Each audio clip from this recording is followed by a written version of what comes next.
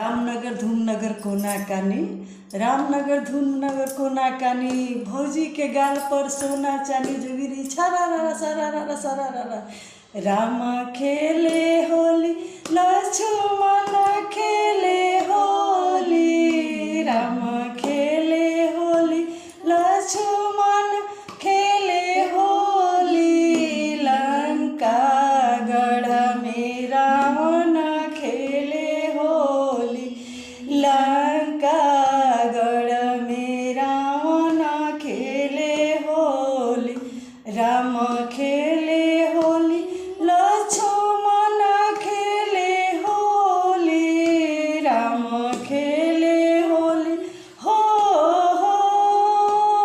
राम खेले होली लक्ष्मण खेले होली, लंका गढ़ में रावण खेले होली, लंका गढ़ में रावण खेले होली। शिव खेले होली माँ पार्वती खेले होली, शिव खेले होली पार्वती खेले होली, लंका गढ़ में रावण खेले होली, लंका गढ़ में रावण खेले होली। राम खेले होली के सीता खेले होली, राम खेले होली हो,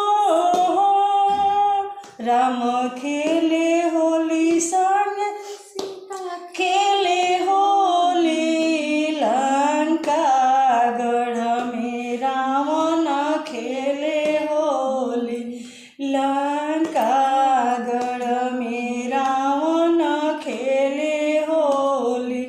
राधा खेले होली रुक्मिण खेले होली, राधा खेले होली रुक्मिण खेले होली, कृष्ण जी खेली लक्ष्मण खेले होली, कृष्ण जी खेली लक्ष्मण खेली होली, लंका गढ़ में रावण खेले हो। राम खेले होली लक्ष्मण खेले होली, राम खेले होली लक्ष्मण खेले होली, लंका गढ़ में रावण खेले होली, लंका गढ़ में रावण खेले होली, लंका गढ़ में रावण खेले होली, लंका गढ़ में रावण खेले हो। भूत खेले होली बैताल खेले हो,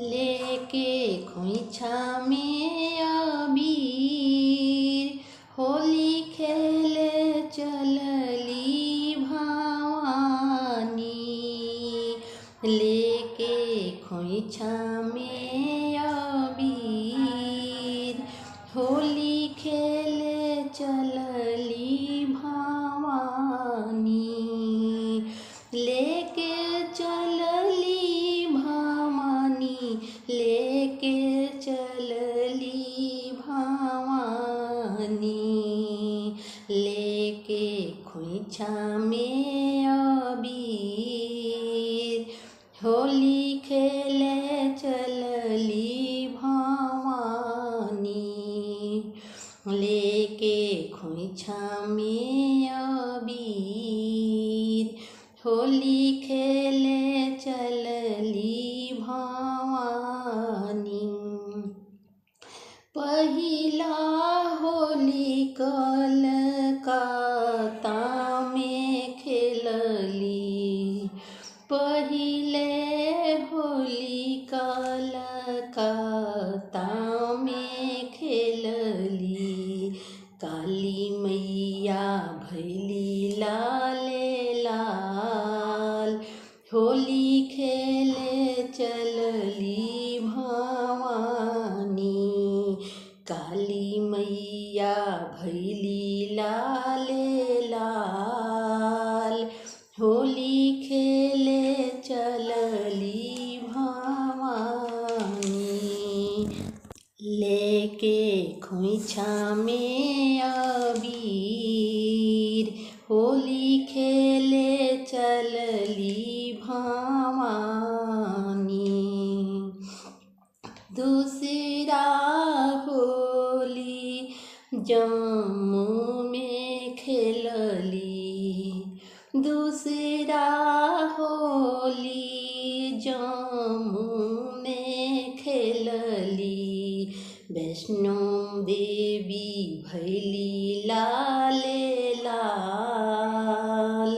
होली खेले चलली भवानी, लेके खोइछा में अबीर। होली खेले चलली भवानी, तीसरा होली हिमाचल में खेलली।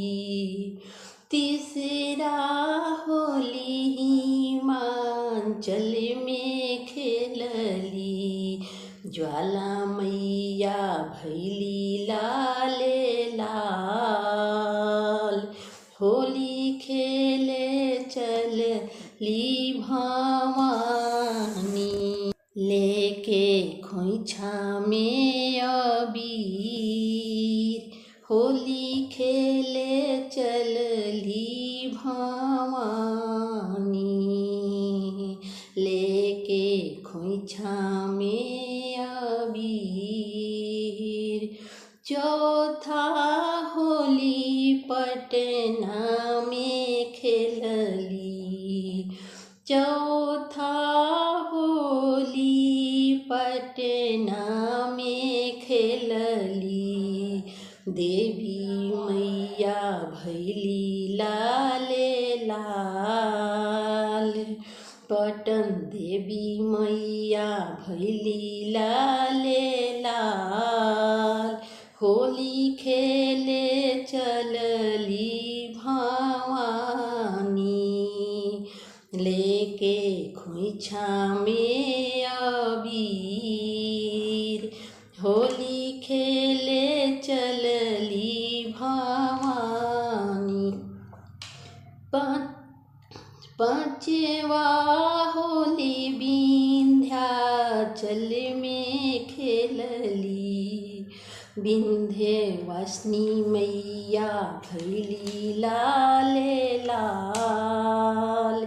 होली खेले चलली भवानी, लेके खोइछा में अबीर। होली खेले चलली भवानी, लेके खोइछा में अबीर। होली खेले चलली भवानी। बचन